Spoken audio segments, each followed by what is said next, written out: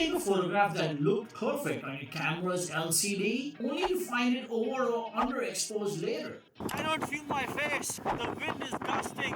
It's insane. After 30 years of being a professional photographer, I have mastered one tool that most ignore, the histogram. Today I'll show you how to read it like a professional and create perfectly exposed and emotionally powerful images. In this video, we are going to understand how histogram works for exposure and, more importantly, what we can do to use this information to guide the viewer's eye. Alright guys, let's get into it. Part number 1. What is a histogram? I'm sure you guys all know this, but let's just go over the basics. It's simply a graph that represents your photo. It shows you where all the pixels sit in terms of brightness, from black to white. The left side of the histogram represents black, which is 0 with numbers. The right side of the histogram represents white. In numbers, it's 255. The height of the graph, simply how tall each section is, shows how many pixels fall in that brightness range. Alright, so here is what histogram does not do. It doesn't show you where those pixels are in the image. For example, if you have a black object on the right side of your photo, the histogram won't show the black on the right graph. It will still map it out on the left side of the histogram because that's where dark tones live. Let me show you with this image. See how it works? The darks are sitting on the left, the bright is sitting on the right. But in the image, it's exactly the opposite. So in this one, you can see that the horses are running and you see a lot of pixels in the dark side, but you do see the white a little bit on the other side. And that is because it's only mapping to the dark pixels to the left and the bright pixels to the right. Got it now? The histogram does not care where something sits in the frame, but it just shows you where it sits in the graph towards the black or towards the white and how much of it. If the pixels are closer to black, it stacks it up towards the left, towards the 0. If the pixels are bright, it stacks it up towards the right, towards 255.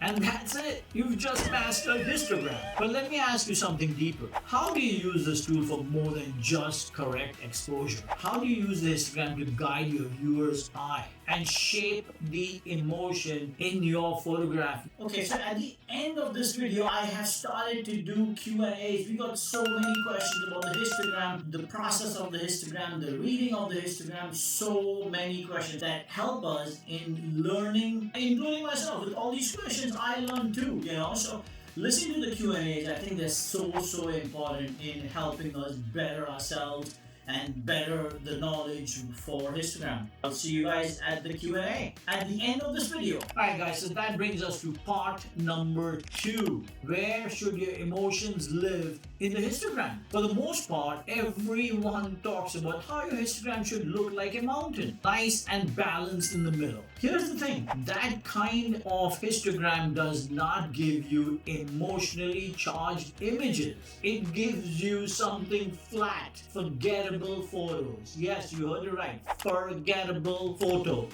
Alright, so let's do something totally opposite. Let's turn the mountain into a valley. And let's do one more thing. Let's build a mood histogram instead of pixel or number histogram, right? On the left side of this new histogram, where 0 lives, just place happiness there, okay? On the right side of the histogram, where whites are at 255, place sadness. Now if you follow the mountain rule, your exposure lands in the middle. And that means your emotions land in the middle too.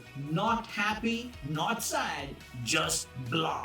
But if you do the opposite and push your histogram towards the left and towards the right, you start creating real emotions. And emotions live in the two ends, never in the middle.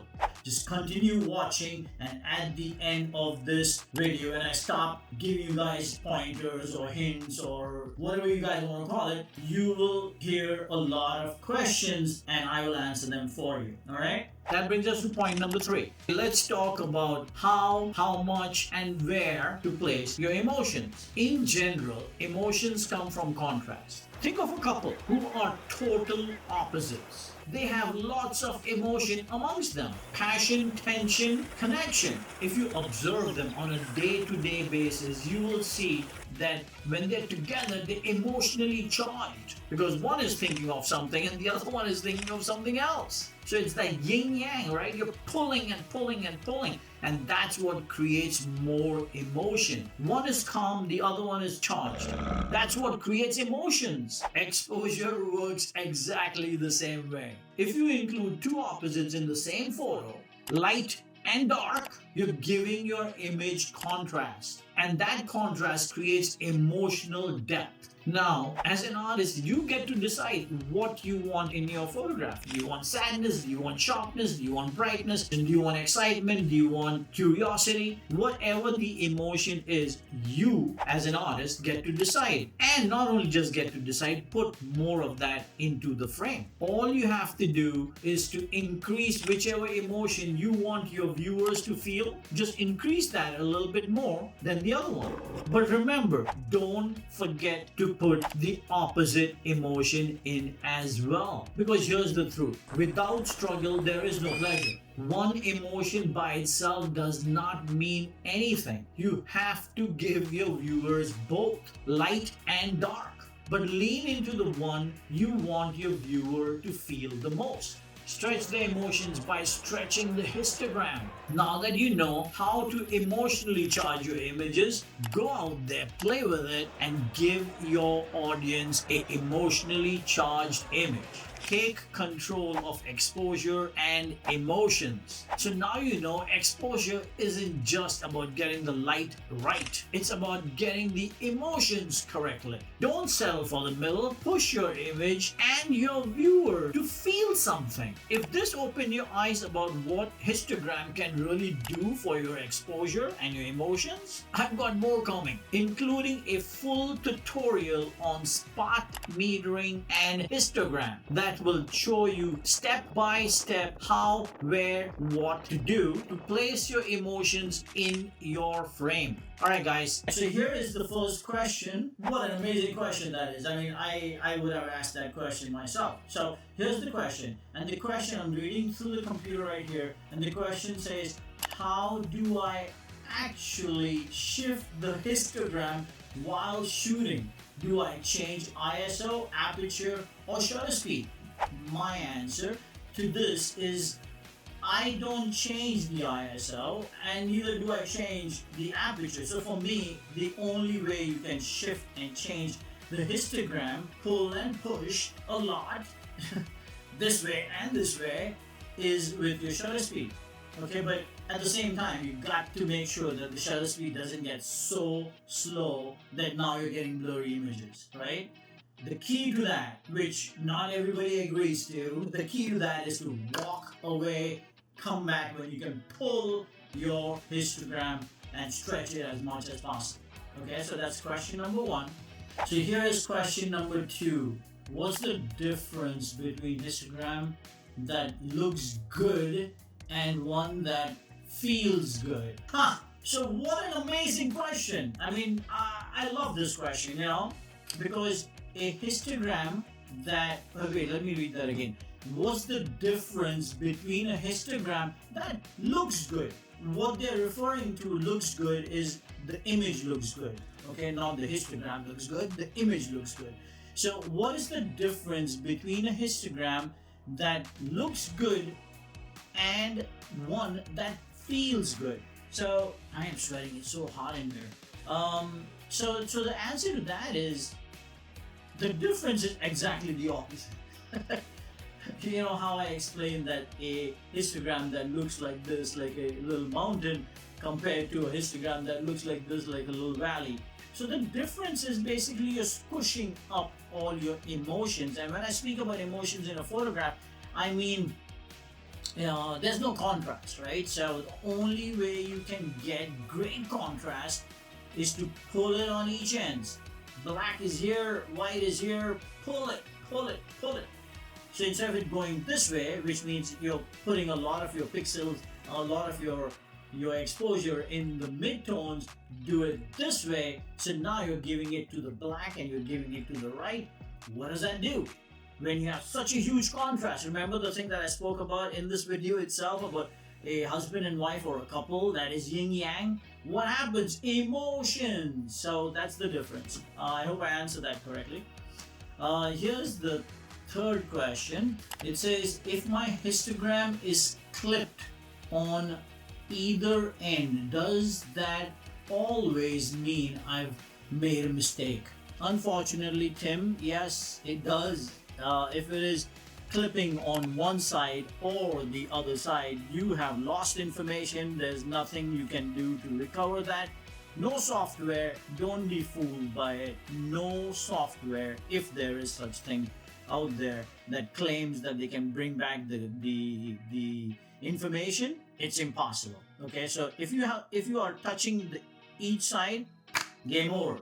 You lost it. Sorry, Tim. Question number 4. How do I know when I've gone too far with pushing emotions in the histogram?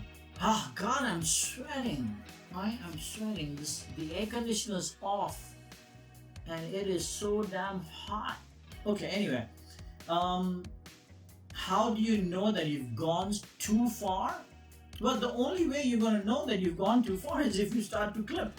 Right? Whether the histogram is as a small hill or a mountain, or it's a valley, either or, whenever you touch each side, which means the side of the 0 and the side of the 255, black or white, and you've pushed it too far that you're losing information, you've gone too far.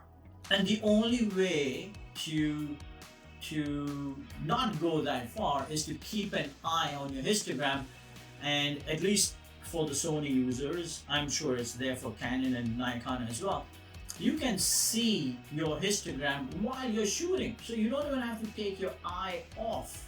It's there, you're seeing it, and you see if you move a little bit, your histogram will move because the background moves. And is that background good enough?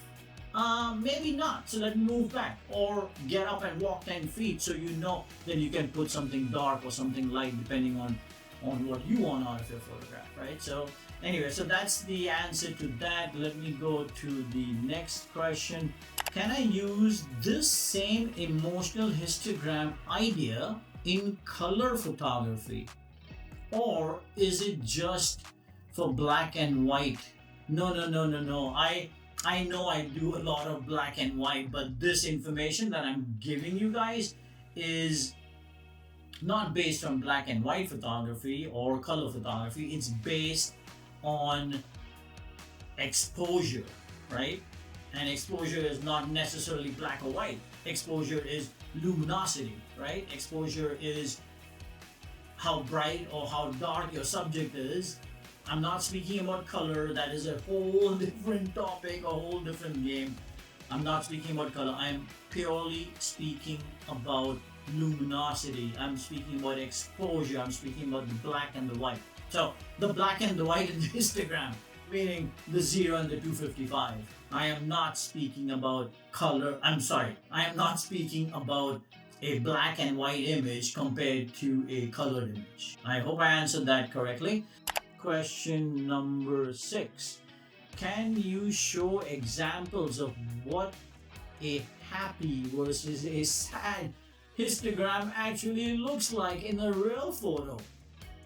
I have to ask my editor, Jesse, and I have to ask him whether he has included those images in this video or not. I have not seen the end product of this video, so I cannot say that, but shoot me a question in YouTube and ask me the same question, and I will send you images so you can look at what a happy or what a sad or what an emotional photograph is, right? There's a difference, and that is what I mean. I don't necessarily mean sad. I mean somebody's crying, or happy when somebody's laughing. Of course, animals don't do that. They do, but they don't. I don't capture that.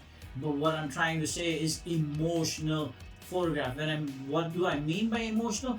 For me, an emotional photograph is when I can stop my audience or my client's eye and they just keep on looking and looking and looking and looking and looking, and they don't want to turn their face away. Now that has emotions, the reason why they are looking. All right, so if you study the human psychology, we are either waiting for something to happen, so we cannot take our eyes off. If you have already given your audience an answer in your photograph, game over, because they've got the answer, they're going to go away. You have to reach that. And in some of my videos that I have explained, there is a point where after that point it becomes stale photograph, and before that point becomes too much, too early.